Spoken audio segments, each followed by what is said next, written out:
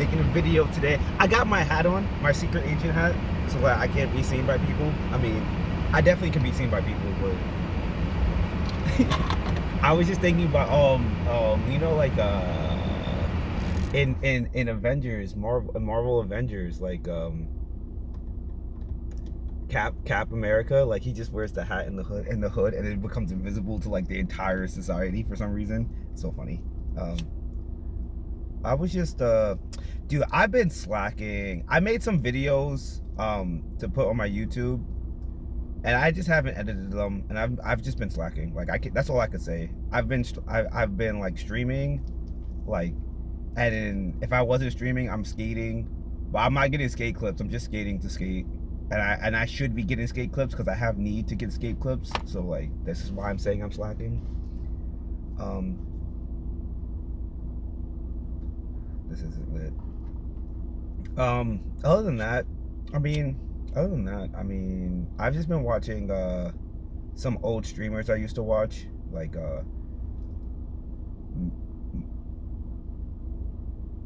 Mars. I think her name. I think that's how you would say her name. Her name is spelled. I don't even know how to say this girl's name. I think it's Marz or Mraz, and I call her Mars because like that. I don't know. I haven't heard her say her name on her stream yet. And I've been watching her for like on and off for like a year. Well, like on and off though. I don't watch like literally every day, but she has a lot of content. Like she actually, I kind of made my channel like based off of her channel. Like I literally like she was definitely the person. Like I mean, I always like play video games and stuff, and I always watch YouTubers, but like she was the person who made me say, I'm a stream. I can stream.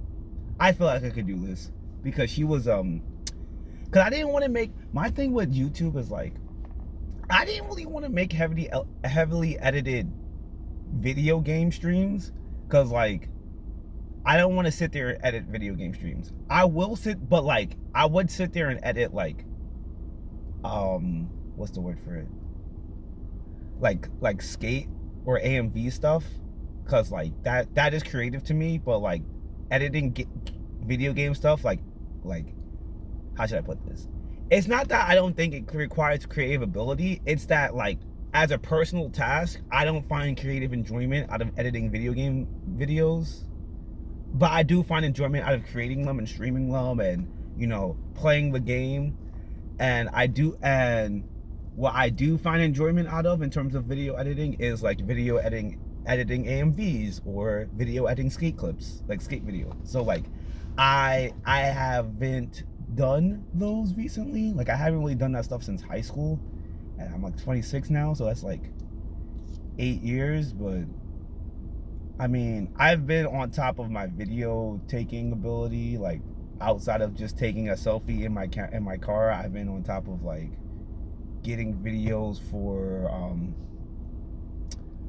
just videos. Like I have videos, I have pictures of the environment and stuff. I like to go hiking and take pictures. So birds, I take pictures of birds. This is just a rant. This is just me. This is a Q&A about me. My inspirations for YouTube from the YouTube community are mainly this Mars girl I was talking about, Final Fantasy Peasant, HMK for the Kingdom Hearts community. I'm trying to think of other things. I mean, honestly, the entire AMV scene from like 2005 to 2010 is like my entire inspiration, bro. Like that's my life. That gave me will. That gave me the will. That scene gave me the will to live. And then what else? I'm trying to think. Shofu, obviously, because I mean, Shofu's the man, the myth, the legend. Like, and then I'm trying to list only people who are specifically YouTube and not people who are media, because like there's a lot of people in media that are on YouTube that aren't like made from YouTube community. Trying to think of other things, but I guess not. I might just try to light this again because my lighter is almost dead. Oh no. My lighter's almost dead, and I lost my other lighter, so I'm kind of just praying that I can get this lit.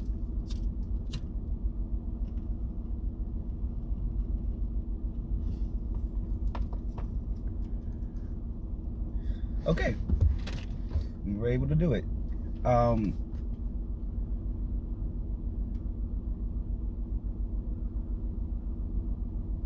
was just thinking, I was just thinking of some of my favorite animes from like, honestly, like, I don't want to sound like some old like grandpa guy, but I've been getting a lot of nostalgia from anime recently. Like I've been like everyone's on their um Wano Country One Piece thing. I know King of Lightning was talking about that. Like he was maybe like 2 or 3 weeks ago he posted up a video.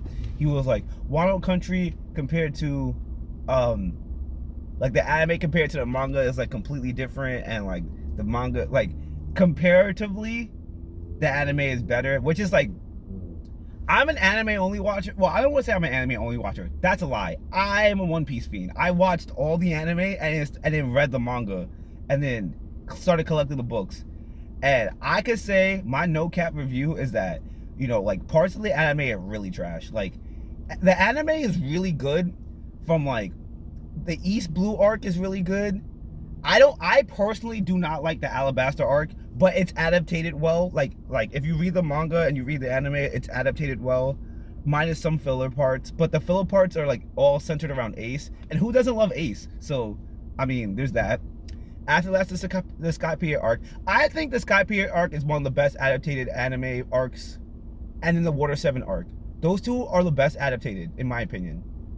Like no cap. Like even I know people want to say Impel Down arc is the best, and the Marineford arc is the best in terms of animation quality, and in terms of raw like pictures on the screen, yeah, it's better. In terms of watching through that shit, it is not better. Skypiea is the best one. Skypiea into Water 7 is the best. Then Thriller Bark is at that same level, but it's not the same quality of arc in my personal opinion as Water 7, so it has to be ranked lower. But I mean, you get Brook, and I like Brook.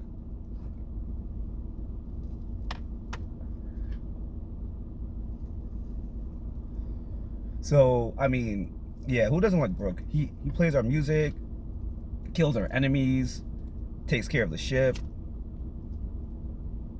and he replaces Usopp as a coward trio because after they get Brook, it seems like Usopp kind of gets pushed more so with Luffy and the Monster Trio, and kind of gets removed. Like he kind of becomes like the in-between point between the Monster Trio and the Cowardly Trio, which is why I like the introduction of Brook, because I feel like the introduction of Brook makes Usopp a more, well, in that arc it is what happens. Usopp becomes a more serious character because he takes on more traits from the Sengoku. Also, Sengoku is a great reason why Water 7 is just a bomb arc. If you love One Piece, if you love Usopp as a character, and you tell me you don't love Water 7, I'm gonna call you a liar, because that's like one of Usopp's best. That and the Dressrosa arc is like one of Usopp's best arcs in my opinion. It doesn't get better for Usopp than those two arcs. It really doesn't. Arguably, he has a huge come up with that time skip. I don't know what I mean, we know what he was doing, especially in the anime, but like, huge come up. Another thing with the anime that is, it makes it seem like there's more filler than it actually is that although all the actual filler, there's actual filler in One Piece, right? Like there's literally filler in One Piece. In the manga, it's the chapter pages. The chapter pages will literally be a filler story. Like, if people watch OG One Piece, even if you only watch like the first 100 episodes of One Piece, you remember there's like an arc with Cody and that Helmeppo. Why do I remember One Piece characters' names and no other characters' names? That's crazy to me. But Helmeppo and Cody are training with Monkey D. Garp. No, yeah, Monkey D. Garp.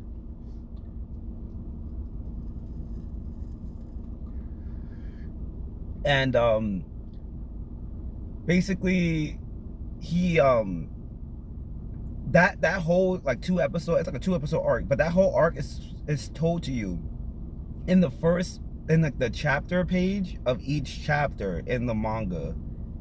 So it's like it's ill. It seems like filler, but it's not really filler. But the thing with this, what the way Oda did those chapters is that it doesn't add up. You can't adaptate that into an anime well. Like you can't adaptate one scene every episode for 12 well for like 12 episodes. I don't have 12 hands, but 12 episodes. Like you can't animate that into it. You just got to make it its own 2 episodes. So like there's a lot of filler in One Piece. There is. Like it's just there's just canon, like the way that Boruto has canon filler that you have to pay attention to understand things is the same way One Piece has canon filler. It's just more of it. There's just more of it.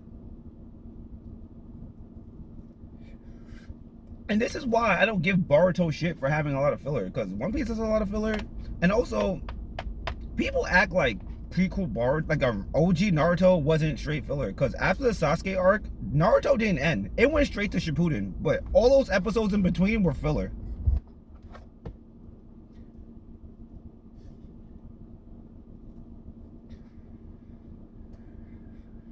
And it was filler without Sasuke. In retrospect, you really do get to understand how Naruto feels without Sasuke if you watch the filler, because like there's no Sasuke after Sasuke leaves that, and there's like 120 episodes left in Naruto.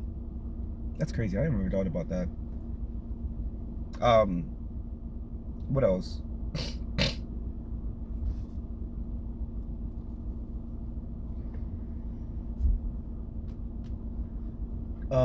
This will have to be my rated R stream because I'm smoking, but eh.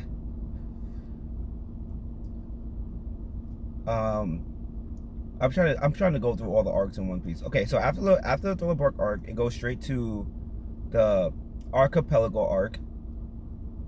That arc is great. That arc is like 10 out of 10, like easy. That actually, but it's so short that I can't rank it the best arc. But it is a 10 out of 10 arc. Like in terms of standards of One Piece, that arc is 10 out of 10. The only other arcs that reach that level, in terms of just raw like storytelling talent, in terms of a single arc, and how that arc builds the world, is probably the Marineford arc. Yeah, probably the Marineford arc. That's like the even the only arc that can be compared to the Archipelago arc is the Zou arc, because it's the only arc that's like really more about, it's a transitions arc, and there's a couple of others like this, the Davy Jones fight arc, Foxy Davy Jones or something, like it's those 3 words in some order. With the Foxy Pirates, that's a transition arc, but that arc is trash.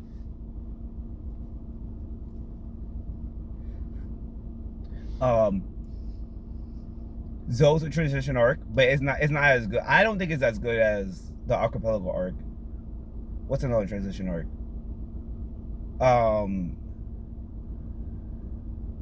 The arc in which they actually meet Vivi and meet the Baroque pirates, because they don't meet the Baroque pirates in Alabasta.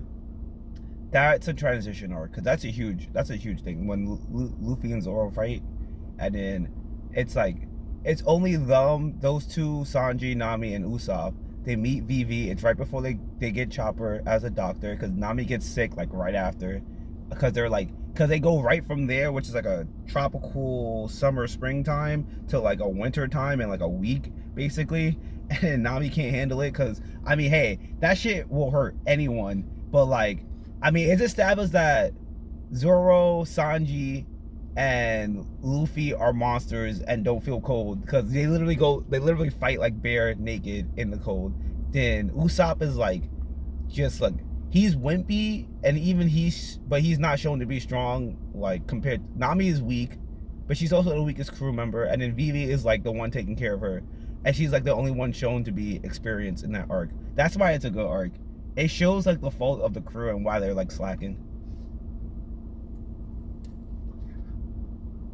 Cause Zoro and Luffy that ass trying to kill each other, and like it's cause Luffy's on some bullshit. Like it really is. Like, and like I think that was just showing that like his crew has to be strong to fuck with him, because like Luffy don't hang out with weak people, and like you could be like physically strong or emotionally strong, but you gotta be one or the other with Luffy. You can't be both. You can't be like, cause like Nami is emotionally strong. Like she will handle bullshit, Like she got up in the middle of like a fucking flu to go make sure her friends were okay, and her friends like go back to bed, and she was like, but my friends. So like that's an emotionally strong person. Like that's why we stand Nami.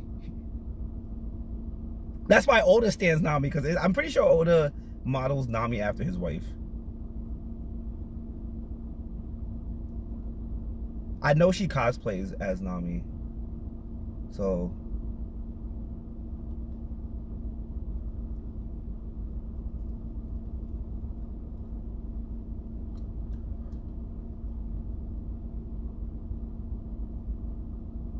and then other good arcs.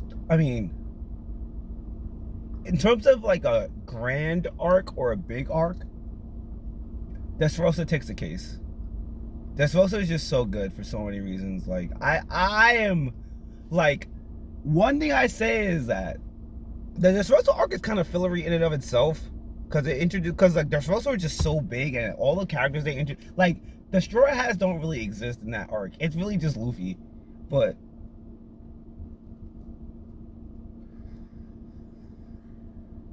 Luffy and his pirate allegiance. No, his Grand Pirate Fleet. Grand Pirate Fleet, yeah, that. Yeah, so like that's a great arc. I love like a good 90% of the characters they introduced in that arc. It was nice to see Bellemere again. I think that's his name. Yeah, Bellemere.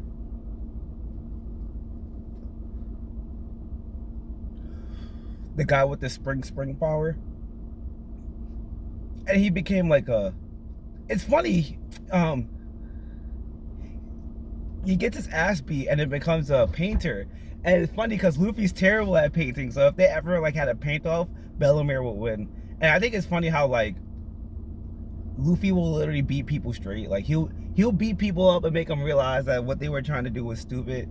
But not everybody. Like he has legitimate enemies. Like Kaido and Big Mom are presented as legitimate enemies, and I like the fact that like he still has enemies, even though he's basically like making friends too. Because it'd be Naruto, he got like Naruto syndrome. Like Naruto literally has like no enemies except for like the Kara.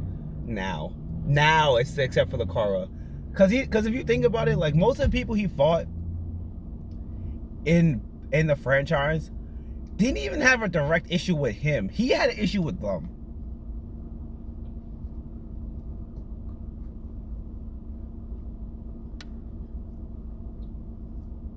Like even to Madara. Like Madara wasn't trying to take out Naruto. Madara was the only person who had direct beef with Naruto was Sasuke and Pain. And they both like and then they both were basically like, yeah, you're right, we're wrong. We'll change our ways.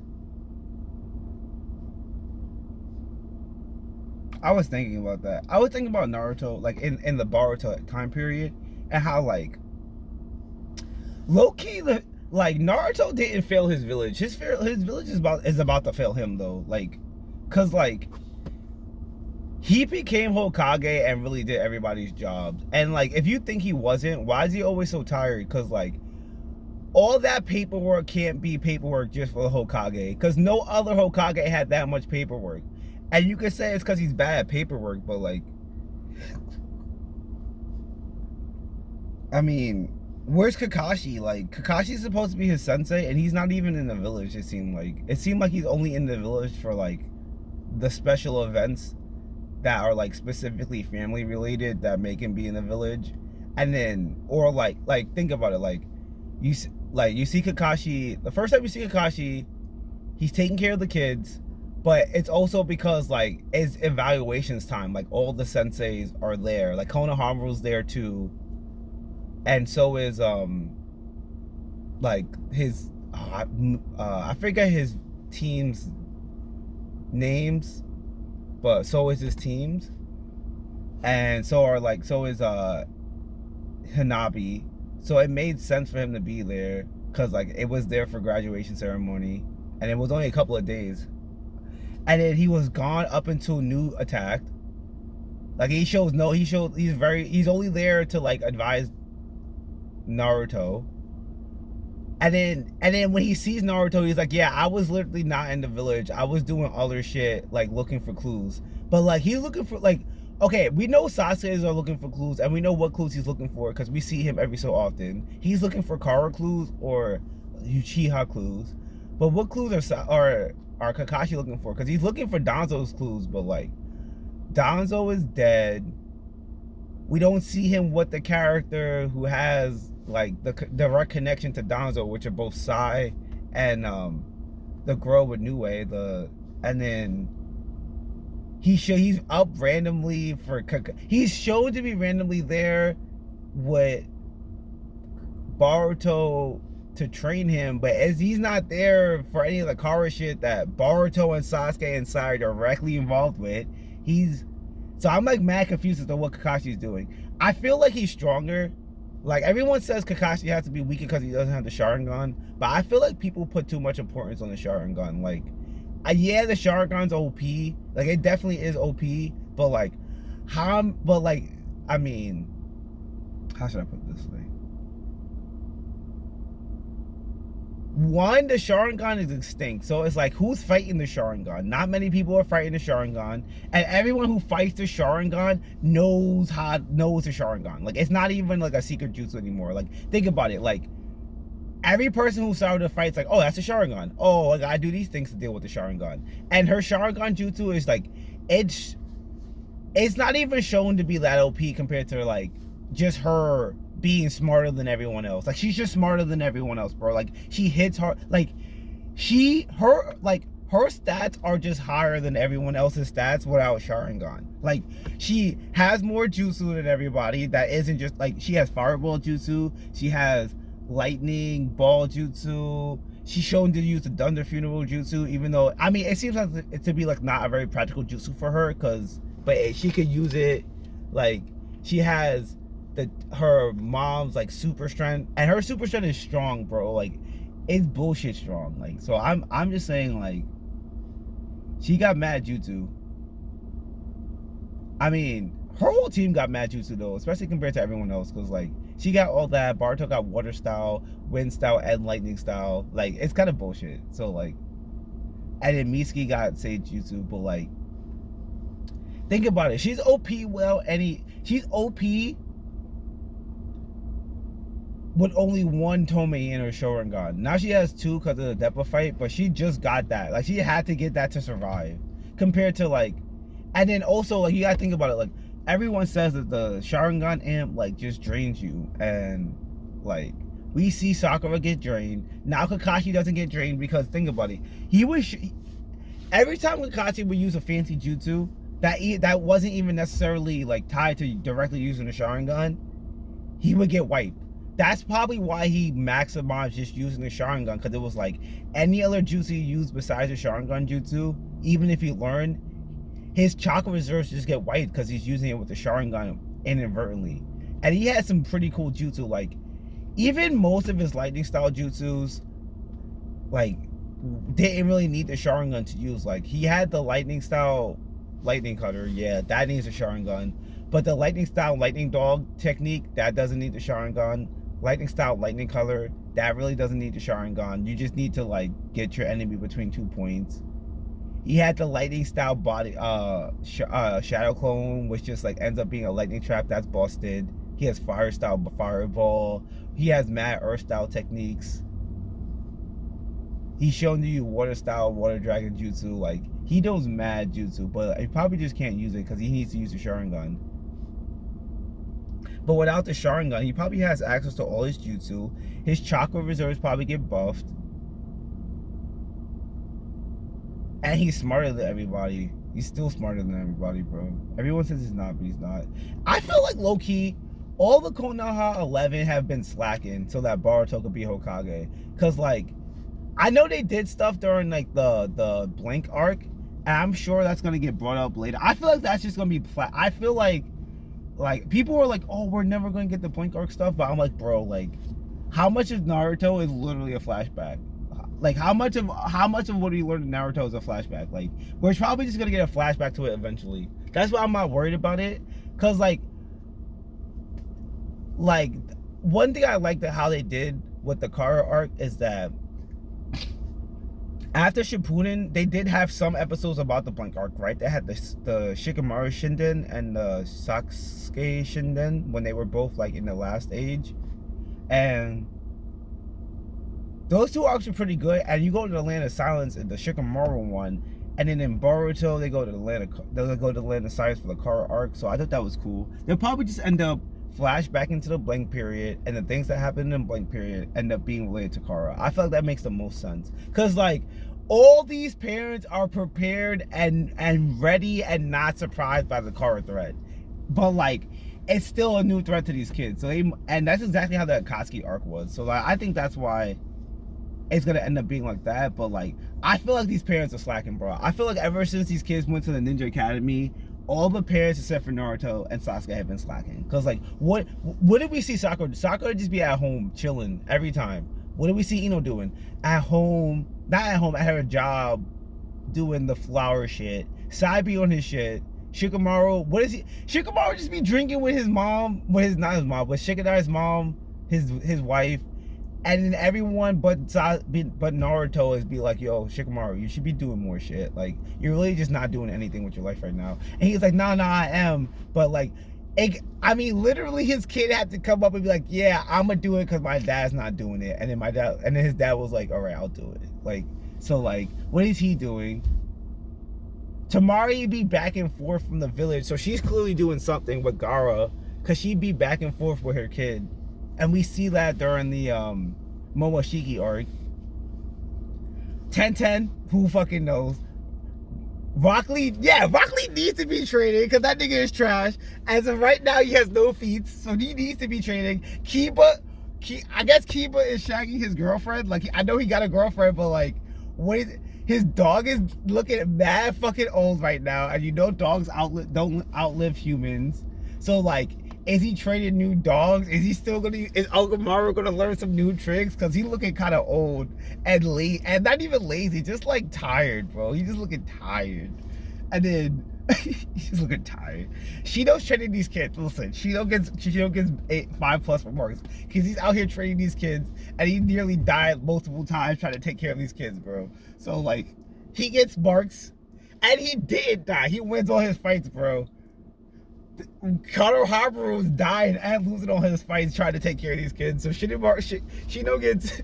gets A+ remarks. Who else? It seemed like Choji's just eating. Like, that's it. What does his wife do? I don't even know her name. I know she's Omi's friend, and Omi's out here getting his ass beat like Konohamaru, so he gets trashed. He gets F remarks like Konohamaru. Next Hokage, next Raikage, my ass, bro. Like, come on. That's the next Hokage and Raikage. Like, okay,